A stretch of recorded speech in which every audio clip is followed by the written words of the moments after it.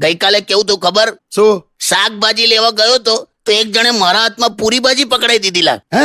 પાછો selfie photo પાડ્યો અને ફેસબુક પર ચડાઈ દીધું લા. તો ઘરે આવ્યો તો આ બૂમો પાડે કે તમે પૂરી ભાજી ખાવા ગયેલા. શું વાત કરો? ના, આજે કાપી નાખું, વાળ જ નહીં જોઈ તમારે.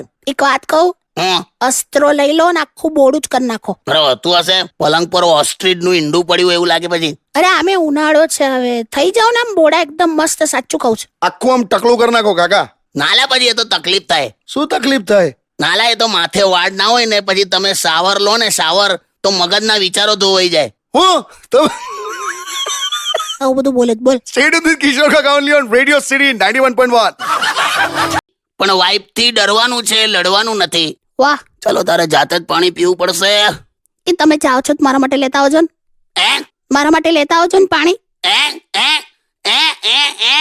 આ સમજી ગઈ, હવે ચલો જાતે જ લઈશ. ઓકે, હટ હટ. અમારે સોસાયટીમાં છે ને ફટાકડાના લીધે ઘરમાં આગ લાગી. અમે બધાએ પાણી છાંટ્યું પણ આગ ઓલવાય જ નહીં. પછી મેં ફાયર બ્રિગેડમાં ફોન કર્યો. મેં કીધું તમે જલ્દી આવો, અહીંયા આગ લાગી છે. અમે ક્યારના પાણી છાંટી જ રહ્યા છે પણ આગ ઓલવાતી જ નથી.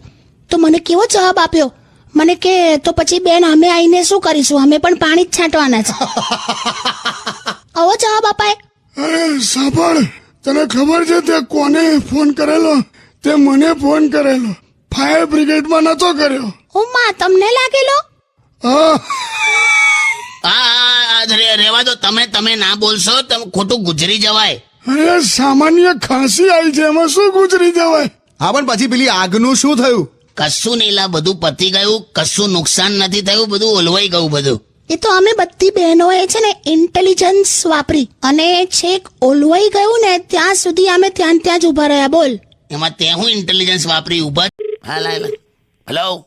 હા સાંભળો, હા, અલા પેલા નિયતિ અને રેખા પાછા ઝઘડ્યા. બે એ લોકોનું ચાલ્યા જ કરે છે. જવા દે ને તું. હું તો વચ્ચે પડી. તું શું કામ કોકના પર્સનલ ઝઘડામાં પડે છે? મને એમ કે સોલ્વ કરું પ્રોબ્લેમ. તને પૂછ્યું કોઈએ? ના. તારી સલાહ લીધી? ના. તો તું પોતાના ડોનાલ્ડ ટ્રમ્પ સમજે છે? કોકનો પર્સનલ મેટર તાર કોઈ લેવા દેવા નહીં, તોય વચ્ચે ઘૂસવાનું. સારું, હવે જવા દો, નહીં જવું. તારે સાંભળો, આ ન્યૂઝ વાળા એવું કહે છે કે આ તો ખાલી સીઝ ફાયર છે અને હજી તો સર્જિકલ સ્ટ્રાઇક થશે. તે વાત સાચી? મને હું કહું, મને પૂછીને કરે છે બધું. અલા પણ તમે કેમ? ત્યાં જો ને, એટલે આ એક્ઝેક્ટલી સર્જિકલ સ્ટ્રાઇક એટલે શું પણ એ તો કહો. સાદા શબ્દોમાં કહું ને તો રાત્રે કોઈ ઊંઘતું હોય હા, ત્યારે એનો ફોન અને ખિસ્સા ચેક કરવા એ સર્જિકલ સ્ટ્રાઇક કહેવાય. એવું ના બોલો. એ તો ખાલી ગઈકાલે મેં એટલા માટે તમારો ફોન ચેક કરેલો કેમ કે મારામાં નેટવર્ક નતું આવતું. તું એક કામ કર, એકવાર છે ને પેલું એરપ્લેન મોડ પર રાખ, 2 મિનિટ રહેવા દેજે અને પછી હટાવી દે તો નેટવર્ક આવી જશે. ના બા, માર તો આવું નહીં. એક અઠવાડિયાથી તું વજન કરતી હતી, વજન કાંટા પર 128 કિલો 128 કિલો એવું આયા કરતું હતું. આજે તે પહેલી વાર ચશ્મા પહેરીને વજન જોયું ત્યારે 138 કિલો હતું. હા નહીં, એટલે ચશ્મા 10 કિલો ના હશે. ડોબી તે તું આને શું કેવું? ઈ જે હોય તે. હવે તમારા 150 એપિસોડ્સ પૂરા થયા, તમે એના પર કોન્સન્ટ્રેટ કરો ને યાર. હા, એટલે ફરી એકવાર આપ સૌને થેન્ક યુ સો મચ. બસ આ રીતે પ્રેમ આપતા રહો અને બોલ્યા કરીશું, જોક સ્ટુડિયો સાંભળ્યા કરીશું. Thank you radio city. અને તને હોવ હા કાકા, ફોર્મમાં આવી જતો. ના, હું છું તમારી સાથે જ છું. હા, ચાલો તો જય શ્રી કૃષ્ણ. Love you. બસ હવે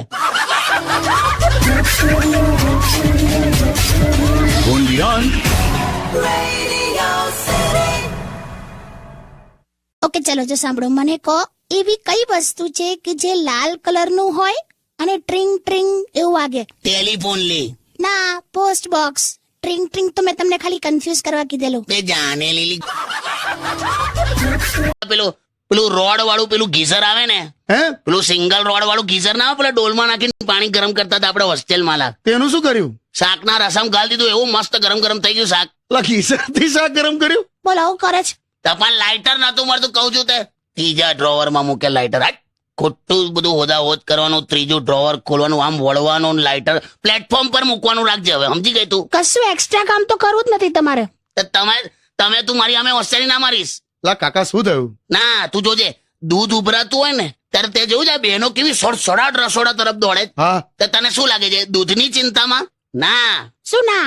ઉપરાઈ ના જાય એની ચિંતા. ના, ઉભરાયા પછી પેલું ગેસ અને પ્લેટફોર્મ પર પોતું ના મારવું પડે ને એટલે દોડાદોડ કરો તમે. હટ અરે હાટ.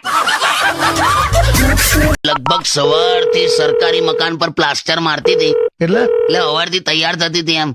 બે હું યાર. હેલો. હેલો કાકી, કેમ છો? અરે ભૈલું કેમ છે તું? એકદમ મજામાં કાકી, મિસ યુ યાર. કે તારા બાપુ બાજુ બેઠો છે હા કે? કાકા જો મારી વાત શાંતિથી સાંભળી લેજો. તને કહું, સોસાયટીની બધી આની બેનપણીઓ છે ને એ બપોરે આવે છે અને અંદર એસી ચાલુ કરીને રૂમમાં બેઠા હોય છે શાંતિથી. હવે તું વિચાર કર, 12-15 જણ આમ ભર્યા હોય, એમાં તંબુરોલા ઠંડક લાગવાની તને. અને અંદર જવું તો વાતો કેવી એ લોકોની, હે કે પેલી મંગળા માસીની દીકરી કોક હારે ભાગી ગઈ, પેલી ભદ્રાને ડિલિવરી પ્રોબ્લેમ છે તો બાબો નથી થતો. અલા પણ હું એમ પૂછું, ભદ્રાને બાબો ના થાય એમાં મારો વાંક? ચૂપ રહો હવે. તો પણ બપોરે શું કરો છો તમે? કઈ નહીં, હું કહું, આ એસી માં અંદર એની બેનપણીઓ હાથે બેઠી હોય અને હું બહાર રૂમમાં છાપું પકડીને આમ હવા ખાતો હોઉં. બીજું હું યાર. એટલે પણ પંખો તો ચાલુ કરાય ને. ભાઈ કશેક તો લાઇટ બિલ બચાવવું પડશે ને. મેં તો હું કરું છું અત્યારે ડિઓડ્રન્ટ છાંટી કાઢવાનું ને પછી હવા ખાવાની, એટલે આમ થોડુંક એ થાય, આમ ઠંડક જેવું લાગે. મજબૂરી છે લા, તું એક મજબૂરીનો ભાવ આવે ને એવું કઈ ગીત વગાડ દે. સોરી કીધું ને ભાઈ, સોરી યાર. કાકા શાંતિ રાખો, એસી માં બેસો છો તોય આવું કરો છો. અલા એ જ તો કહું છું, મારો વારો જ નહીં આવતો યાર. જો પાછો તું શાંત રે, મને કહી દે. આ શું કરે ખબર છે? આ એસી ચાલુ કરીને રૂમમાં બેઠી હોય અને પેલું પેપરમાં નહીં, પેલી આડી ચાવી ને ઊભી ચાવી એવું લઈને બેન ભર્યા જ કરે. અને પછી હું અંદર જાઉં જો ભૂલમાં તો શું કે ખબર, પેલા 4 અક્ષરનો આ શબ્દ આપો, 3 અક્ષરનો ઉભો શબ્દ આપો, એટલે માણસ જાય ક્યાં યાર? એમાં પણ આમનું ઝીરો નોલેજ છે. તું યાર હવે તારી હમણાં રે ને તારી હમણાં તો બસ એ ગીત મૂકી દઉં છું યાર. ગરમીમાં ખરેખર તમારું મગજ ગયું છે યાર. ઠંડુ પાણી પીઓ લો.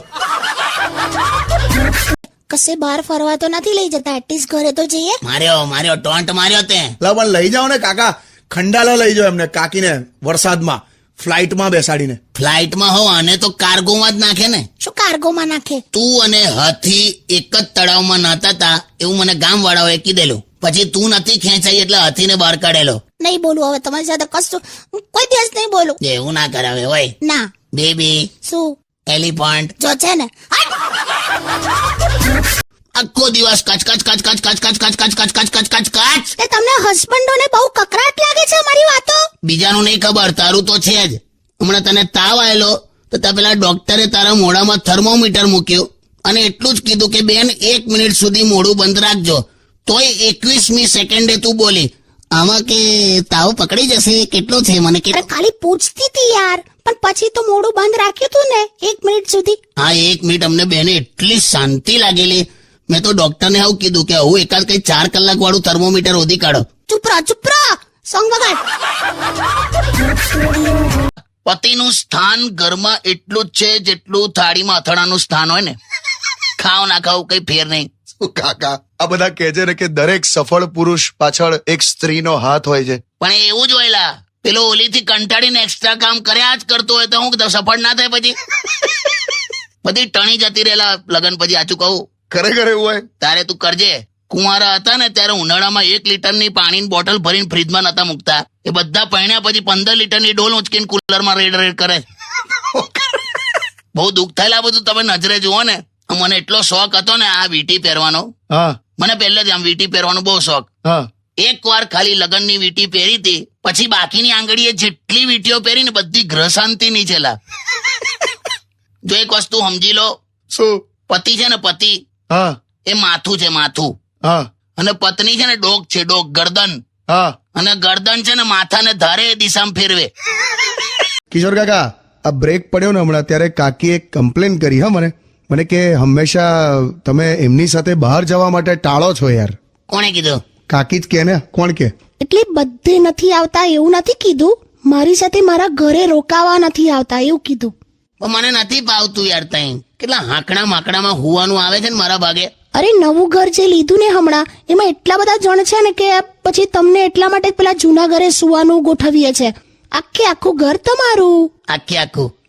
આખામાં એક જ રૂમ છે. હવે તારે એક જ રૂમમાં, એ જ રૂમમાં બાથરૂમ, એ જ રૂમમાં રસોડું, ત્યાં જ હુઈ જવાનું. કેવું યાર, પથારી પાથરીને હુઈ જઉં છું ને તો મારું મોઢું ડ્રોઈંગ રૂમમાં હોય છે અને પગ બાથરૂમમાં હોય છે.